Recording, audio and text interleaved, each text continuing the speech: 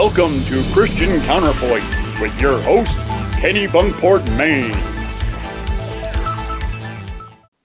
Good morning, kids. I'm Kennebunkport, Maine, and welcome to Christian Counterpoint. Today's topic, why don't people get what they deserve? And to answer that question is today's special guest. Let's all welcome the Easter Bunny. Hey kids, how y'all doing? Wait, what? Mr. Bunny, you know that we're going to be asking you some straight to the point, hard, in-your-face questions, right? Yeah, your producers already briefed me. I've got nothing to hide. Go right ahead. Okay, let's begin. Tell me, Mr. Bunny, where do you originally come from and how did you get the name Easter Bunny? Well, I was born and raised by a kindly couple in Pennsylvania, and as I grew, I realized that I was different from all the other bunnies. I was the only bunny who could lay colorful eggs and had super speed. And the name? Well, one Sunday, I saw some kids coming out of a building. The girls were all wearing pretty colorful dresses, and the boys had on little suits. But they all seemed so sad. So I followed them home and I decided to give them some of my eggs. Wait, you followed them home to give them eggs. Kinda creepy, don't you think? No. It wasn't like that. Look, I noticed this was happening every year on this Sunday. So I started to hand out the eggs every year on this day, and as word spread, more and more kids wanted my eggs. So, to keep my secret, I began hiding the eggs the night before so the kids could hunt for them the next day, kind of like a game. And the only hint I gave them was a chocolate bar shaped like me. That's when they started to call me the Easter Bunny. But isn't it true that your gimmick is nothing more than a marketing tool piggybacking on the two most important holiday celebrations in the world? I'll cop to the Easter thing, but in my defense, I didn't know what the day was. I was just trying to make some kids happy. And I don't know what the other celebration day is that you're talking about. Well, let me ask you this then. Real talk. Are you using the Easter celebration for financial gain of your chocolate, egg, and candy empire? Absolutely not. I'm just a simple, humble, magical bunny from Pennsylvania, just wanting to make kids happy. Simple bunny from Pennsylvania, huh? Well, isn't it true that the kindly couple you speak of are actually German immigrants who brought you and that whole rabbit story here from Germany?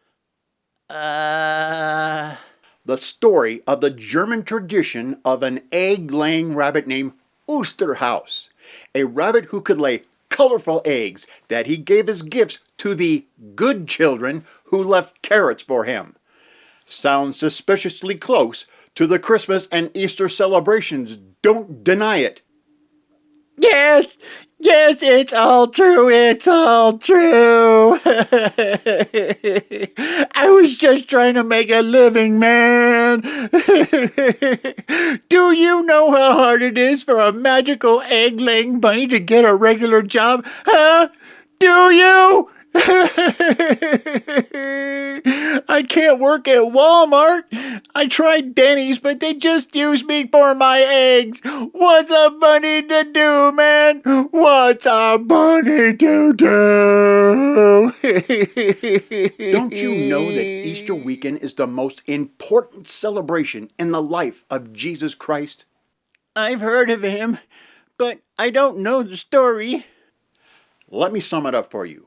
On the Friday before Easter, which we celebrate as Good Friday, Jesus was betrayed, beaten, crucified, and he gave his blood to wash away the sins of all mankind forever.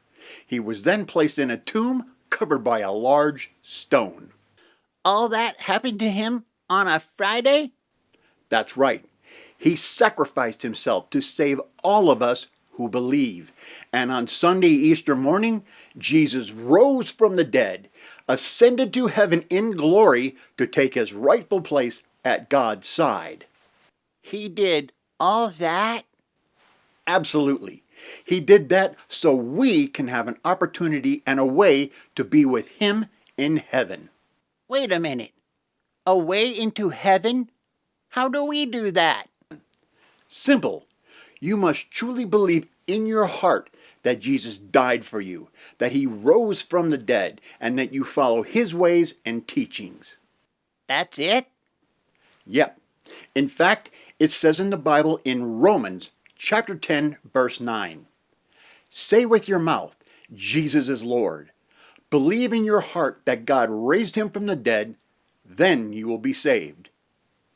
I guess I got a lot of things to think about and some changes to make. Yes. Yes, you do. Well, that's all the questions I have. I'd like to thank the Easter Bunny for being here today, and I'd like to thank all of you for watching. I'm Kenny Bunkport, Maine, and this has been Christian Counterpoint. Hey kids, Uncle Kenny here. It's now time for my new segment called Uncle Kenny's Questions from the Kids. And today's question is from Jack Hitchcock, and he writes, Uncle Kenny, how did sin pass on to us? Excellent question, Jack. Let me start by asking you guys a question. How many of you have heard of Adam and Eve? Wow, quite a few. You're good. Well, the story goes that God created Adam and Eve to be immortal. That means to live forever. And He put them in the Garden of Eden, the most beautiful place on earth with all kinds of trees and shrubs and fruits and vegetables. But there was one amazing tree in Eden, and it was called the tree of the knowledge of good and evil. And God gave them only one rule. They were not to touch or eat the fruit of that special tree. But one day Satan, well, he disguised himself as a snake and he hid himself in that special tree. And when Eve passed by, Satan called to her and told her that if she ate the fruit of this special tree, she would be just like God. That she would have the knowledge and power just like God. So she took the fruit from the tree, and the second she bit into it, sin entered the world because she disobeyed God. Then she convinced Adam to eat the fruit too, and God was very disappointed in them for disobeying His one and only rule. And as punishment, God took away their immortality so they can now die. And He banished them from the Garden of Eden forever. And that's how sin passed on to us. Thanks, Jack. Hey kids, keep those questions coming, okay? Just put your question that's in the marked box in the rock, and I'll answer for you on my next video.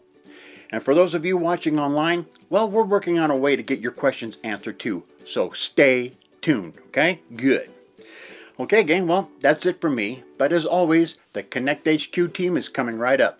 So until next time, this is your old pal Uncle Kenny saying, so long.